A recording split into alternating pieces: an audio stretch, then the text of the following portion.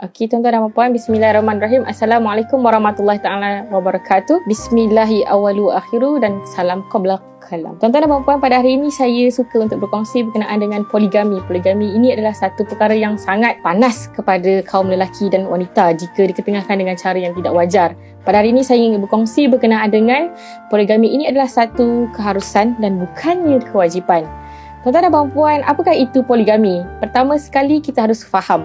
Poligami adalah perkahwinan antara seorang lelaki melebihi seorang perempuan dalam tempoh masa yang sama. Ini adalah satu syariat, benda yang telah diturunkan oleh Allah dalam Al-Quran melalui surah Al-Ma'idah dan juga surah An-Nisa. Namun yang ingin saya ketengahkan pada hari ini, siapa yang boleh dan layak untuk berpoligami? Saya gariskan pada lelaki yang ingin berpoligami ataupun isteri yang memahukan suami ini berpoligami, mestilah mengetahui 4 perkara ini. Yang pertamanya, tuan-tuan dan puan, mestilah sanggup dan wajib adil.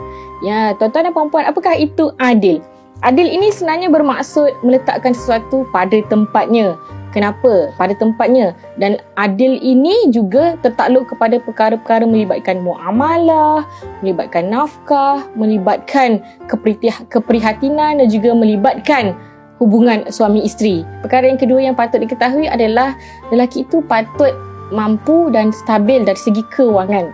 Kewangan ini kenapa satu perkara yang penting? Kerana kewangan adalah satu benda yang membolehkan kehidupan itu berjalan secara langsung. Dan isu kewangan ini, tuan-tuan dan puan, adalah satu isu yang sangat besar. Perkara yang ketiga, apa yang patut dan perlu adalah orang itu perlu lasak emosi dan fizikal. Mengapa emosi? Emosi ini tertakluk kepada emosi melibatkan banyak ahli. Antara isteri yang pertama, emosi melibatkan anak-anak.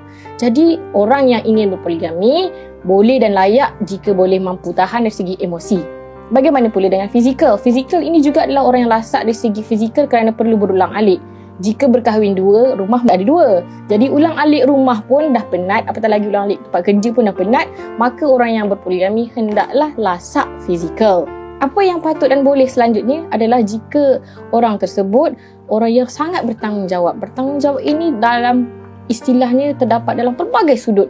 Nafkah, kasih sayang, hubungan antara suami isteri, belayan antara anak dan isteri yang sedia ada patut dan perlu dipertekankan. Dan selanjutnya, orang ini perlu mempunyai komunikasi yang baik. Komunikasi yang baik kenapa, tuan-tuan dan puan-puan? Ianya akan membentuk keluarga itu keluarga yang harmoni atau tidak, kerana ia akan melibatkan dua buah keluarga yang besar. Jadi komunikasi yang baik dengan tanggungjawab ini patut dan boleh kepada lelaki yang ingin berpoligami dan ianya harus ada.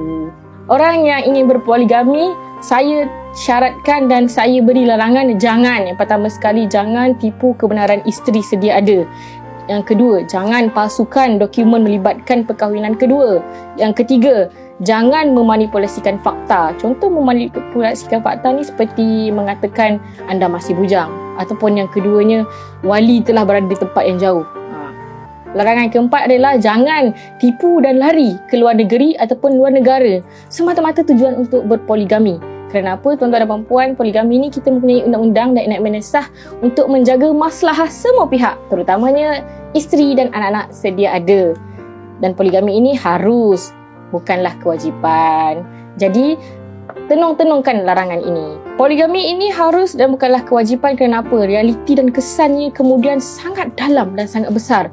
Pertamanya, institusi kekeluargaan akan musnah dan boleh terbunuh sistem kekeluargaan. Kenapa? Kekeluargaan yang berdasarkan dan tunjang kepada kepercayaan dan kasih sayang dan cinta antara pihak-pihak boleh terjejas dan terlerai kerana pelakuan poligami yang tidak terkawal.